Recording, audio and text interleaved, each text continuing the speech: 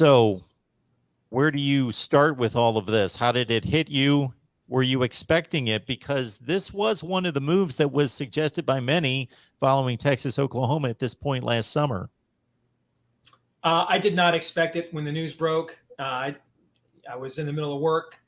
I mentioned it to a couple of my employees who are also big sports fans of Big Ten teams. One is an Iowa grad, the other Wisconsin, and they were beyond stunned. And I think, there was a lot made last year about the commissioner of the SEC joining with. I've known Bob Bowlesby for a long time. As you know, Mark used to be involved in sports media, used to be my day job. He was the athletic director at the University of Iowa. I've known Bob Bowlesby for 20 years, the now retiring commissioner of the Big 12. And Bob is a very straight shooter, very no nonsense, no BSer at all. And so to be working arm to arm with the commissioner of the SEC and the AD at Notre Dame and a couple of others on this college football playoff expansion plan, announce it, and then like a couple of weeks later, it turns out that while he was working with you, the commissioner of the SEC was getting ready to raid your cornerstones and deconstruct your league. Well, Jim Delaney created modern college administrator ruthlessness. I mean, if you know the story of where the Big Ten Network came from, he didn't like his negotiations with ESPN, thought they were lowballing him. They told him, hey, go form your own, what are you going to do, form your own network? And he's like, you know what? Maybe I will. And he did. And everybody said it wouldn't work. And now here we are. It changed the landscape of college sports. And as ruthless, though, as what Jim Delaney was, this is what Kevin Warren has done here is next level. Mm-hmm. This is beyond savage. This is, let me form an alliance with a century-old strategic partner.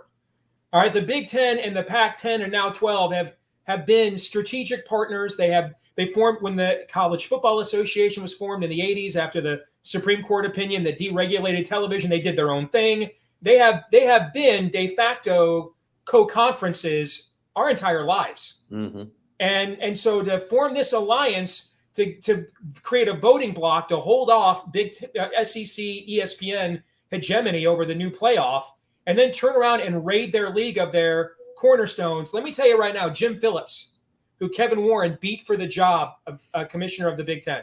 Jim Phillips, the longtime AD at Northwestern. A lot of people thought that was Jim Delaney's handpicked choice to be a successor, and the league went with Kevin Warren instead. And Phillips is now the head of the ACC. Dude, look both ways for you cross the street, bro. That would be my advice, because I got to imagine the conversations even before the Big Ten calls. Remember, Mark, Delaney wanted to destabilize the Big Ten or the ACC in the last round of expansion. The goal was to bring in, that's why Maryland was brought in, to bring in Virginia, to bring in North Carolina, to bring in Georgia Tech, these other elite AAU academic universities that are, and expand the footprint. And then the ACC got enough money and brought in Miami and some others that it didn't do that. Well, I mean, can you imagine what's going on? I mean, you used to work for ESPN, Mark, and you know how this works. What in the world is going on with in Clemson, South Carolina, South Bend, Indiana, Chapel Hill, North Carolina, Charlottesville, Virginia? Those administrators right now are thinking, we got to get a spot here to sit down, before the music stops. Mm-hmm. I think Notre Dame is cornered. I think Notre Dame will also, I'm going to make this prediction right now, Notre Dame will also be playing in the Big Ten by 2024. I don't think there will be, with this much of consolidation, I don't know where their national schedule comes from. I mean, USC is going to play all these Big Ten teams, and then, let's play Notre Dame. No, they're not. Yeah, I mean, so where is their schedule going to come from? I think the minimum of how this turns out is that long rumored 4 super conferences. That will be the least stabilizing outcome of this. At this point, that seemed like a year ago to be like, wow, that would be earth shaking.